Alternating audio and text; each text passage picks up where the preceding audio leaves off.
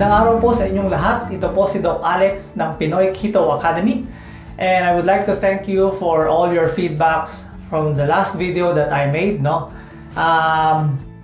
I received a lot of questions, and actually that's my first time doing some sort of video. Pero marami yung nagre-request, so sige, tuloy na natin to. I will try to answer your questions one by one, so hindi po masyadong mahaba, no? Let's get it short. So for this time, I'm going to answer one question. Tinanong niya ako, Doc, what is the best diet?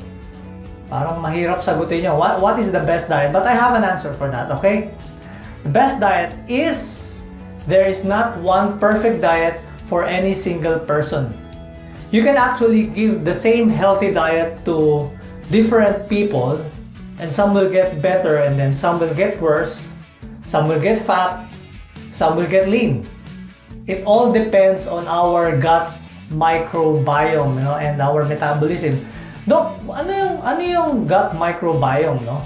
So, yung atin pong tiyan, we have this gut bacteria that processes our foods.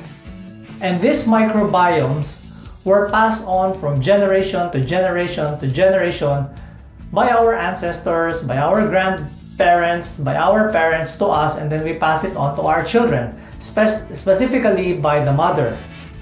So the best way to discern what is your best diet is to know what your great grandparents or grand ancestors ate, because their gut microbiomes were passed on to you, no?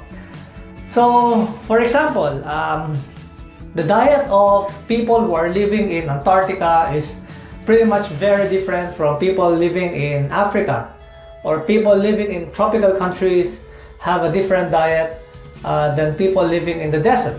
But that doesn't mean that they have different nutrient requirements, no? Do you know that there is a direct conduit from the colon to the breast milk so that the infant can get the gut microbiome of her mother?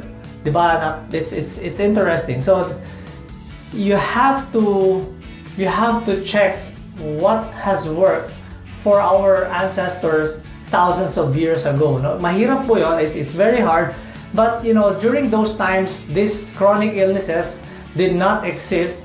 So it's good to know what they ate before, bago pa tayo nagkaroon na itong epidemic na to, ng diabetes, ng hypertension, ng chronic illnesses, okay? And once you have this optimal diet that your ancestors had in the past, then your gut microbiome will be healthy. Bakit? Ano pa ang importance nito? The importance of this is, if your gut microbiome is not healthy,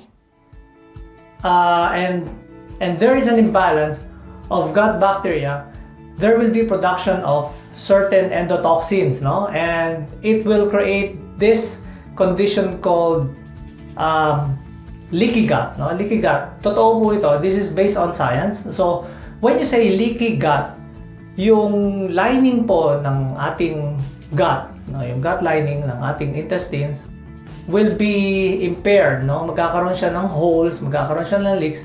And then, once that defense is broken, makakapasok na po yung mga endotoxin sa loob, and it will create inflammation, no? Inflammatory response that can travel through your whole body.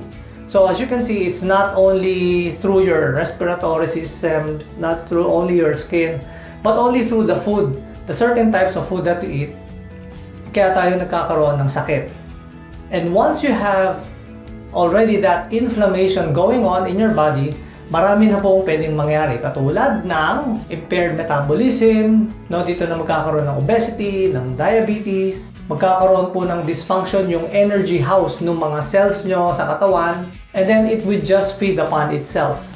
Basically, what happens is you eat the wrong types of food, and then your gut will not be healthy, or your gut will be unhealthy, and then it will be permeable, magkakaroon siya ng leaky gut, and then the endotoxins can enter. It will elicit inflammation, and then that inflammation will cause mitochondrial dysfunction. Mitochondria, yun po yung energy house ng lahat ng cells sa ating katawan. Ano? And then, magkakaroon ng energy dysregulation dahil nga yung powerhouse natin may problema na. So, pati yung energy distribution magkakaroon na ng problema. And then, you will have nutrient imbalance, and then overweight, and then more fat, and then it will just promote more inflammation, and then it will just paulit-ulit na lang. Okay? So what is the optimal diet? What is the best diet? The best diet is the diet that your ancestors had in the past nung wala pang mga sakit, no? Nung wala pang mga sakit. So I'm going to make you I'm going to give you that assignment, no? But there's a quick answer to that, no? During those times, just like what I've been saying to you guys, hindi pa naman uso mga processed foods noon, hindi uso ang refined carbohydrates and sugars, and basically our ancestors eat whatever is just around what's in their environment. So you know, yun lang malaking bagay na yun. It will give you an edge or an idea kung paano kayo magsisimula. Stick as close as possible to nature, you know, and nature will take care of you.